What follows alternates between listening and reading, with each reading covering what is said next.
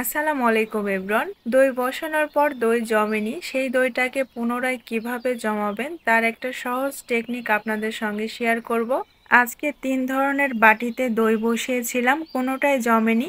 মাটির বাটি থেকে দই পড়ে গেছে আর এটা কতটা লিকুইড রয়েছে সেটা হয়তো দেখতেই পাচ্ছেন। স্টিলের ছোট্ট পাতিলে যেই দই বসিয়েছিলাম সেটাও নড়ছে। কেন দইটা জমলো না? এই দইটাকে আমি এখান থেকে এই পর্যায়ে কিভাবে নিয়ে গেলাম, দই থেকে কেন পানি কাটলো, তার সকল রকম টিপস সহ আজকের ভিডিওতে ডিটেলসে আপনাদের সঙ্গে আলোচনা করব। যারা দই জমাতে যে বারবার ব্যর্থ হয়েছেন, আজকের এই একটা ভিডিও দেখলে আশা করছি নেক্সট টাইম আপনারা অবশ্যই দই জমাতে পারবেন আর কখনো বাজার থেকে দই কিনে নিয়ে আসতে হবে না। আপনারা নিজেরাই বাসায় খুব সহজেই দই তৈরি করে নিতে পারবেন খুবই কম খরচের মধ্যে। দই তৈরি করার জন্য প্রথমেই ক্যারামেল তৈরি করে নিতে হবে। মিষ্টি দইয়ের যে কালারটা হয় সেটা আসলে এই ক্যারামেলের জন্যই আসে। দুধ জাল করে যতই ঘন করেন না কেন, ক্যারামেল তৈরি না করলে এই কালারটা কিন্তু কখনোই আসবে না। প্রথমে আমি 1 কাপ চিনি দিয়ে দিচ্ছি আর চিনিটা একটু ছড়িয়ে দিচ্ছি। চিনি দেওয়ার সাথে সাথে নাড়াচাড়া করা যাবে না, তাহলে চিনিগুলো দলা পেকে আসবে আর স্প্যাচুলার সাথে শক্ত হয়ে লেগে যাবে, অর্থাৎ চিনিগুলো ক্রিস্টালাইজ হয়ে যাবে। তখন চিনিটা মেল্ট হতে একটু সমস্যা হবে আর গলতে চাইবে না। তাই চিনিগুলো দেওয়ার পর এভাবেই কিছুক্ষণ রেখে দিবেন। কিছুক্ষণ পরে যখন চিনিগুলো নিচ থেকে গলতে শুরু করবে তখন এটা নাড়াচাড়া করে ক্যারামেল তৈরি করে নেবেন। ক্যারামেলের কালারের উপর কিন্তু দইয়ের কালারটা অনেকটাই নির্ভর করে। যদি ক্যারামেলের কালার হালকা রাখেন তাহলে দইয়ের কালারও হালকা হবে, আবার যদি ক্যারামেলের কালার একটু ডিপ করেন তাহলে দইয়ের কালারটাও ডিপ হবে। তবে ক্যারামেলের কালারটা আবার অনেক বেশি ডিপ করে ফেলবেন না, সেই ক্ষেত্রে দইয়ের স্বাদটা কিন্তু আবার ভালো হবে না। ক্যারামেল তৈরি করার পর দুধ দিলে সেই কালারটা কিন্তু অনেকটাই হালকা থাকে, তবে কিছুক্ষণ জাল করে যখন দুধটা একটু ঘন করে ফেলবেন তখন কিন্তু আবার কালারটা অনেকটাই ডিপ হয়ে যায়। যখন কালারটা আমার এই পর্যায়ে চলে এসেছে তখন আমি এর মধ্যে দুধ দিয়ে দিব। আর দুধটা অ্যাড করার সাথে সাথে ক্যারামেলটা শক্ত হয়ে প্যানের তলায় লেগে যাবে, এতে ভয় পাওয়ার কিছু নেই। কিছুক্ষণ পরে ক্যারামেলটা গলে দুধের সঙ্গে মিশে যাবে। এখানে আমি টোটাল 2 লিটার দুধ ব্যবহার করেছি। এই দুধটাকে এখন জাল করে আমি প্রায় 1.5 লিটারের মতো করব।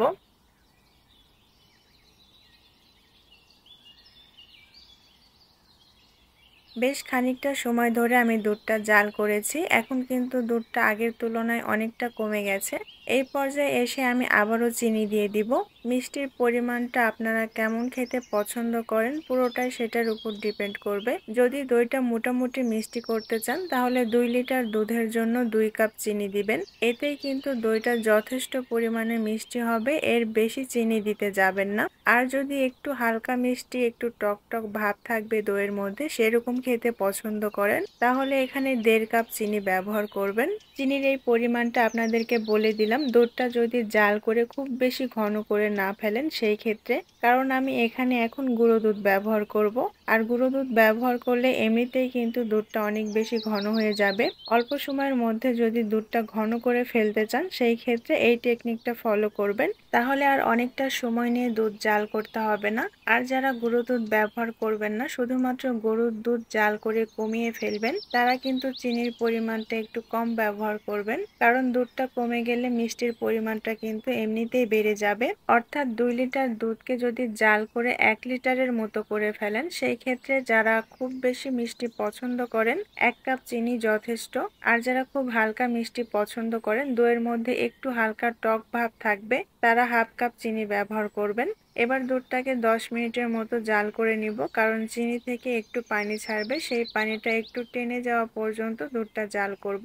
আপনাদের বোঝার সুবিধার্থে আমি চিনির পরিমাণটা মেপে দেখিয়ে দিলাম। আমি কিন্তু মেজারমেন্ট কাপের কথা বলছি না, আমি চিনিটা চায়ের কাপ দিয়ে মেপে দিয়েছি। এবার এই দুধটাকে নেড়েচেড়ে ঠান্ডা করে নিব। যদি দুধের উপর সর ফেলতে না চান তাহলে দুধটাকে অনবরত নেড়েচেড়ে কুসুম গরম অবস্থায় নিয়ে আসতে হবে। আর যদি এমনি রেখে দেন তাহলে কিন্তু দুধের উপর সর পড়ে যাবে। তো আমি দুধটাকে নেড়েচেড়ে ঠান্ডা করতে থাকবো। আর দুধটা কুসুম গরম অবস্থায় আসতে আসতে যেই কাজগুলো আছে সেগুলো আমি সেরে ফেলবো। দই বসানোর জন্য লাগবে দইয়ের বীজ।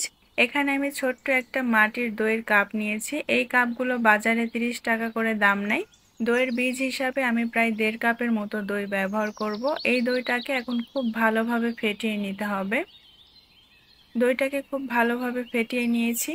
আর এই সময়ের মাঝে দুধটাও কিন্তু মোটামুটি কুসুম গরম অবস্থায় চলে এসেছে। দইয়ের বীজ অ্যাড করার আগে দুধের তাপমাত্রা অবশ্যই বারবার চেক করে নেবেন। আমি একটা আঙুল দুধের মধ্যে কিছুক্ষণ ডুবিয়ে রাখছি। আঙুলটা কিছুক্ষণ ধরে রাখতে আমার কষ্ট হচ্ছে, অর্থাৎ দুধের তাপমাত্রা কিন্তু অনেকটাই গরম আছে। এই দুধটাকে আর একটু ঠান্ডা করে নিতে হবে। তাই আমি আবারও নেড়েচেড়ে দুধটাকে ঠান্ডা করে নিচ্ছি। এবার আমি আবারও আঙুল ডুবিয়ে চেক করে নিচ্ছি আমার আঙুলটা ধরে রাখতে কষ্ট হচ্ছে না। এভাবে বারবার আঙুল ডুবিয়ে চেক করে নেবেন দুধের তাপমাত্রাটা ঠিক আছে কিনা। এবার যে দইয়ের বীজটা ফেটিয়ে রেখেছিলাম সেটা দিয়ে দিচ্ছি আর খুব ভালোভাবে দইয়ের সঙ্গে মিশিয়ে নিচ্ছি। দুধের তাপমাত্রা যদি অনেক বেশি গরম থাকে, একটা আঙুল ডুবালে আপনার ধরে রাখতে কষ্ট হয়, এরকম গরম অবস্থায় যদি আপনি দইয়ের বীজটা মিশিয়ে দেন তাহলে কিন্তু দুধ থেকে ছানা কেটে যাবে। দইয়ের টেম্পারেচারটা খুব বেশি গরম হবে না, আবার খুব বেশি হালকা গরমও হবে না, মোটামুটি একটা কুসুম গরম পর্যায়ে থাকতে হবে। তাই টেম্পারেচারটা খুবই গুরুত্বপূর্ণ দই বসার ক্ষেত্রে। দইয়ের বীজ মেশানো হয়ে গেছে, এখন আমি যে পাত্রে দই বসাবো সেই পাত্রে এই দুধটা ঢেলে নিব। আজকে আমি 3 ধরনের পাত্রে দই বসিয়ে দেখাবো, সিরামিক, স্টিল আর মাটির পাত্রে। দইয়ের বীজ হিসেবে যেই দুটি মাটির কাপ আমি ব্যবহার করেছিলাম সেই পাত্রে দই বসাচ্ছি। একটা সিরামিকের বাটিতে বসাচ্ছি আর একটা স্টিলের ছোট্ট পাতিলে বসিয়ে দেখাচ্ছি। এখন আমি যেই জায়গাটা গরম সেখানে একটা কম্বল বিছিয়ে নিয়েছি। এবার এই কম্বলের উপর এই পাত্রগুলোকে সাবধানে বসিয়ে দিচ্ছি। মাটির পাত্রটা পড়ে যেতে পারে, তাই একটা প্লেটের উপর বসিয়েছি। একটা ঢাকনা দিয়ে ঢেকে দিচ্ছি আর কম্বল দিয়ে খুব ভালোভাবে মুড়িয়ে দিচ্ছি। এই কম্বলের মধ্যে বসানোর কারণে দুধের মধ্যে যে কুসুম গরম ভাবটা আছে সেটা দীর্ঘ সময় বজায় থাকবে আর দই জমতে সাহায্য করবে। তবে দই জমার উপর ওয়েদারটাও অনেকটাই ডিপেন্ড করে। গরমের মধ্যে যদি আপনি দই বসান দইটা খুব সহজেই বসে যাবে, কিন্তু শীতকালে যদি দই বসান দইটা কিন্তু খুব সহজে বসতে চাইবে না। তাই যেই জায়গাটায় দই বসাবেন সেই জায়গা যেন গরম থাকে এই দিকটা লক্ষ্য রাখবেন। সারা রাত আমি এভাবে রেখে দিয়েছিলাম, এখন সকাল 11টা বাজে, আমি এটা খুলে নিচ্ছি। দেখতেই পাচ্ছেন দইটা কিন্তু জমেনি।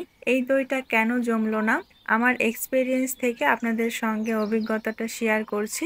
এই যে দুধের মধ্যে আমি দইয়ের বীজটা মিশিয়েছি সেটা মিশাতে কিন্তু কিছুটা সময় লেগেছে। তারপর আমি কাপ দিয়ে প্রতিবার দুধটা উঠিয়ে উঠিয়ে বিভিন্ন বাটিতে ঢেলেছি।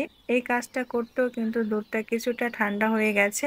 আর যে কম্বলের মধ্যে আমি দই বসাবো, যেই জায়গাটায় দই বসাবো সেটা আমি আগে থেকে প্রিপেয়ার করে রেখেছিলাম না। সবগুলো পাত্রে দুধগুলো ঢালার পর আমি জায়গাটা প্রিপেয়ার করেছি।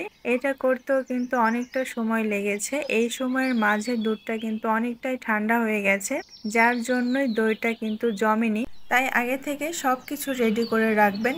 এখন যেহেতু দইটা জমেনি, এই দইটাকে আমি কিভাবে জমাবো সেটাই এখন আপনাদের সঙ্গে শেয়ার করব। কিছু না, জাস্ট একটা সিম্পল স্টেপ ফলো করতে হবে। আপনাদের বাসায় যেই জায়গাটায় রোদ পড়ে সেই জায়গাটায় নিয়ে যেয়ে দইয়ের বাটিগুলো রেখে দিবেন। মাটির কাপ থেকে যেই দইটা প্লেটের মধ্যে পড়ে গেছিল সেটা আমি আবারও ঢেলে দিচ্ছি।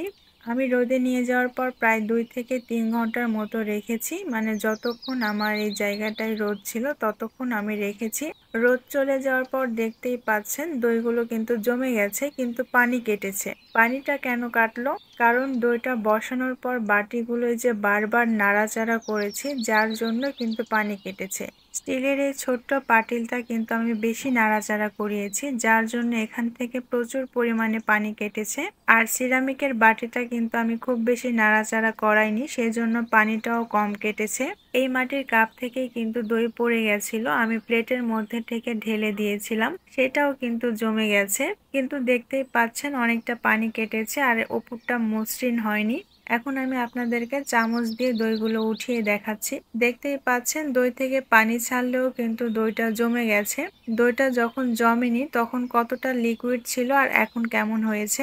দই যদি না বসে সেটার মূল সমস্যাই হচ্ছে তাপমাত্রা। তাপমাত্রা যদি ঠিক না থাকে তাহলে দই বসবে না। তাই দইয়ের বীজ মিশানো থেকে শুরু করে দই বসানো পর্যন্ত তাপমাত্রার দিকে লক্ষ্য রাখবেন। এই কয়টা স্টেপ যদি আপনি পারফেক্ট ভাবে ফলো করতে পারেন তাহলে অবশ্যই আপনার দই জমবে। আপনি দই জমাতে যেয়ে আর কখনো ব্যর্থ হবেন না।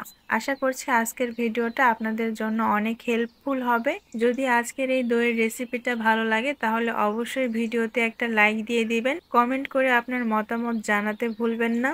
এবং চ্যানেলটিকে সাবস্ক্রাইব করে রেসিপি বাই আনাবিয়ার সঙ্গেই থাকবেন। নতুন ভিডিওর আপডেট পেতে পাশে থাকা বেল বাটনটি ক্লিক করে রাখবেন। দেখা হবে পরের ভিডিওতে। আল্লাহ হাফেজ।